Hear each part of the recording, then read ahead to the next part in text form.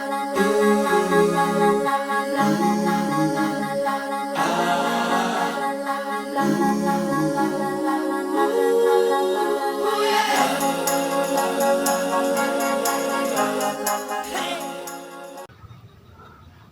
assalamualaikum John. Nah, jadi kita ketemu lagi di video kali ini. Jadi seperti janji saya kemarin, hari ini kita bakal menanam fresh cangkok dari bibit jambu air madu deli hijau. Nah, untuk cara penanaman seperti apa, terus treatmentnya seperti apa supaya tanamannya ini nggak mati di polybag nanti bakal saya jelaskan di dalam video ini. Jadi ikutin terus, mudah-mudahan informasinya bisa bermanfaat ya. Oke John, jadi sebelum kita tanam saya bakal jelaskan sedikit untuk treatment si fresh cangkoknya ini John, bibit fresh cangkoknya ini dari bibit madu deli hijau ini. Jadi sebelum ditanam, setelah di proses pemotongan, dilakukan proses pemangkasan ya John, seperti ini. Jadi bibit tidak dibiarkan semuanya itu utuh ya, tapi dilakukan pemangkasan seperti ini. Nah, seperti ini. Jadi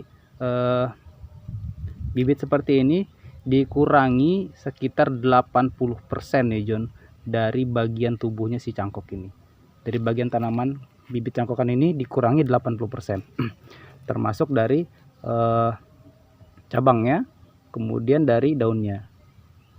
Jadi hanya menyisakan 20% seperti ini. Kenapa dilakukan pemangkasan?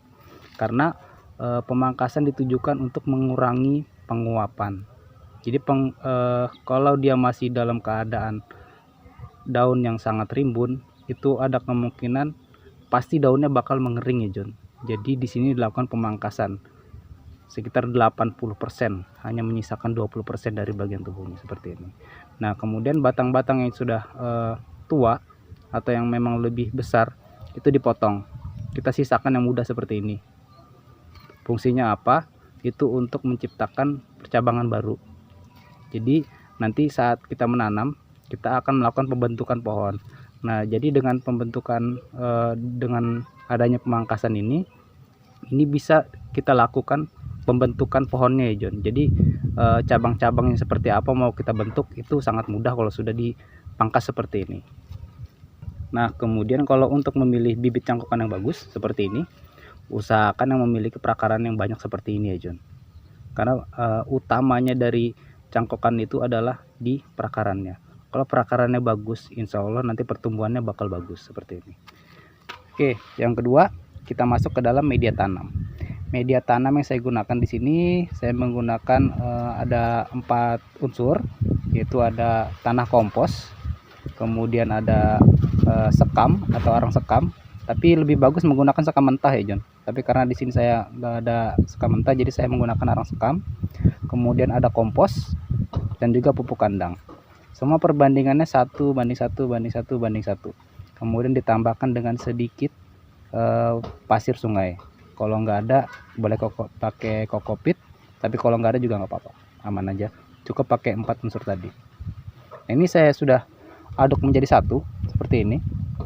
Nah, jadi keempat elemen tadi itu komposisinya itu bisa menciptakan tanah yang atau menciptakan media yang bagus seperti ini John.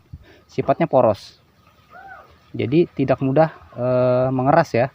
Dengan adanya campuran dari arang sekam kemudian kompos, itu tanah nggak bakal cepat mengeras seperti ini. Jadi kalau kita peras seperti ini bakal cepat hancur seperti ini John. Tuh. Jadi dia nggak menggumpal keras, tapi mudah sekali dihancurkan. Ini contoh media tanam yang bersifat poros seperti ini, dan ini sangat bagus untuk pembibitan. Oke, jadi sekarang kita coba masukkan medianya ke dalam polybag. Di sini saya menggunakan polybag ukuran 25. Kalian boleh menggunakan polybag ukuran apapun, yang penting itu masih sesuai untuk volume si bibit cangkokannya ya John.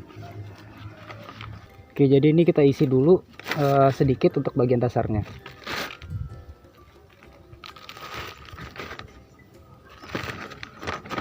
Sambil ditekan-tekan seperti ini John, supaya dia merata. Oke, kemudian si bibit diletakkan di tengah ya John. Ini Kita posisikan si bibitnya ada di tengah, baru kita isi dengan medianya perlahan-lahan.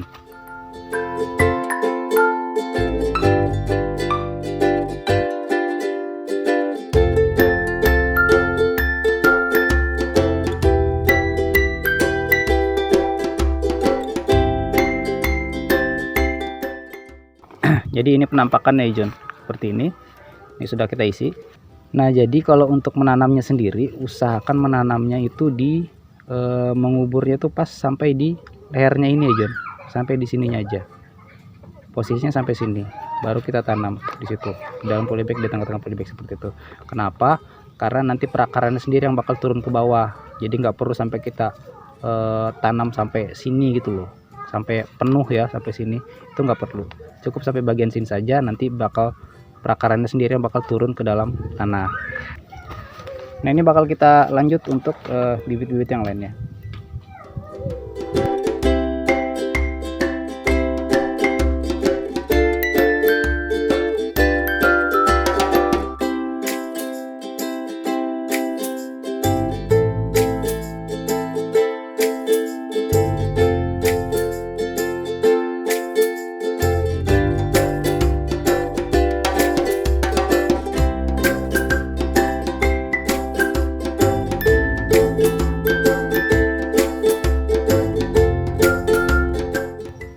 Oke, sekarang sudah alhamdulillah ini sudah ketanam semua, sekitar 60 bibit bibit madu deli hijau jambu airnya.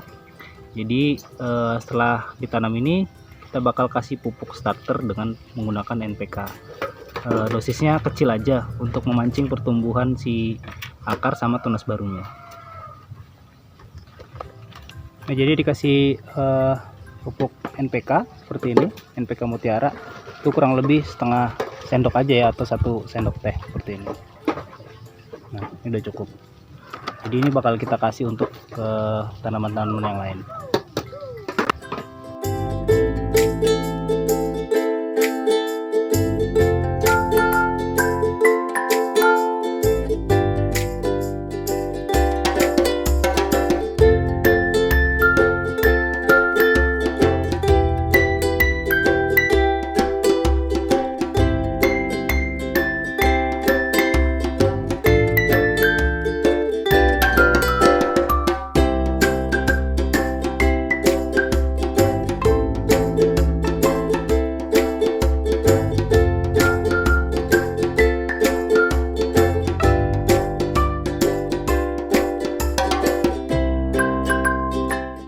Oke John, jadi untuk perawatan selanjutnya setelah kita siram seperti ini, tanaman seperti ini diletakkan di tempat yang naung ya John. Jadi tanpa terkena sinar matahari kurang lebih 1 sampai 2 minggu.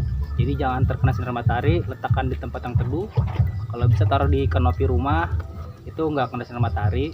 Nah kemudian kalau sudah di umur 1 sampai 2 minggu, sudah mulai kelihatan perkembangannya, daun-daunnya sudah mulai segar, itu bisa kita pindahkan ke tempat yang terkena sinar matahari tapi tetap diberikan naungan.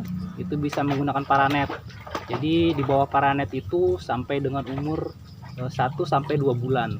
Nah, jadi setelah perkembangan tunasnya sudah mulai bagus, sudah terbentuk pucuk-pucuk baru, percabangan baru di umur yang 1 bulan atau 2 bulan di bawah paranet itu, paranetnya sudah bisa dibuka dan kemudian sudah bisa ditreatment dengan sinar matahari supaya merangsang pertumbuhan si pucuknya atau tunasnya bisa lebih berkembang lagi dengan bantuan sinar matahari.